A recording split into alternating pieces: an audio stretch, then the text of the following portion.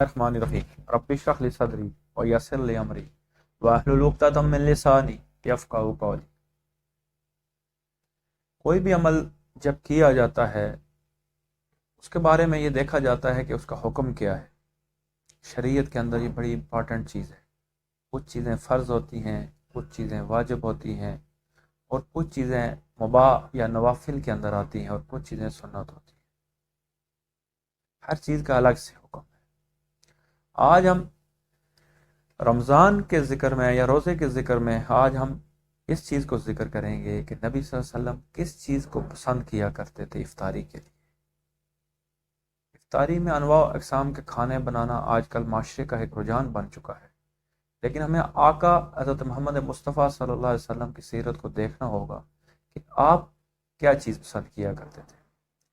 فرض اور واجب تو نہیں، لیکن یہ وہ عمل ہے جس پہ نبی صلی اللہ علیہ وسلم عمل کر کے نبی صلی اللہ علیہ وسلم کی اتباع کی جا سکتی ہے، یا نبی صلی اللہ علیہ وسلم کی زندگی کو سمجھا جا سکتا ہے، یا عشق مصطفیٰ کیا ایک نمونہ قائم کیا جا سکتا ہے۔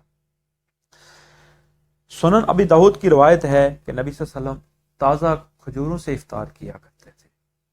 اگر تازہ کھجوریں نہ ملتی تو آپ خشک کھجوروں سے افطار کیا کرتے، اور اگر خشک کھجوریں نہ ملتی تو پھر آپ پانی کے ایک بوند پہ اکتفا کرتے۔ نبی صلی اللہ علیہ وسلم کی روٹین یہ تھی کہ آپ کھجور اگر نہ ملے تو آپ پانی سے افطار کیا کرتے تھے۔ پھر سنن ترمذی، جامع ترمذی کی ایک روایت ہے کہ جب کوئی روزہ افطار کرنا چاہے تو کھجور سے افطار کرے، کیونکہ یہ باعث نفع و برکت ہے، اور اگر کھجور موجود نہ ہو تو پانی سے افطار کرے، کیونکہ یہ طاہر اور مطہر ہے، پاک چیز۔ تو نبی صلی اللہ علیہ وسلم کی زندگی سے یہ ملتا ہے کہ آپ کھجور اور پانی پسند کیا کرتے تھے افطاری کے لیے۔ آج انواع و اقسام کے کھانے موجود نہ ہوں تو ہم افطاری کر ہی نہیں سکتے۔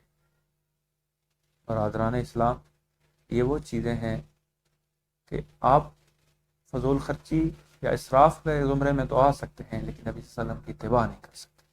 یہ نہیں کہہ رہا کہ یہ کوئی فرض اور واجب ہے، لیکن سادگی افطاری میں اور سحری میں آپ کو بہت سارے نقصانات سے بچا سکتی ہے۔ وما علینا الا البلاغ۔